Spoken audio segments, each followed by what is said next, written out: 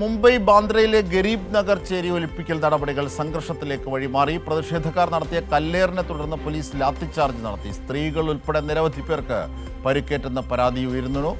ബോംബെ ഹൈക്കോടതി നിർദ്ദേശപ്രകാരം നടക്കുന്ന വൻ ചേരി പൊളിക്കൽ നടപടിക്കിടെയാണ് സ്ഥിതി അക്രമാസക്തമായത്. മുംബൈയിൽ ബാന്ദ്ര റെയിൽവേ സ്റ്റേഷന് സമീപമുള്ള ഗരീബ് നഗർ ചേരി പ്രദേശത്ത് പശ്ചിമ റെയിൽവേ നടത്തുന്ന വൻതോതിലുള്ള ഒഴിപ്പിക്കൽ നടപടികൾക്കിടെയാണ് സംഘർഷാവസ്ഥ ഉണ്ടായത്. പ്രദേശവാസികൾ കല്ലേറ് നടത്തിയതിനെ തുടർന്ന് പ്രതിഷേധക്കാരെ പിരിച്ചുവിടാൻ പോലീസ് ലാത്തിചാർജ് നടത്തി.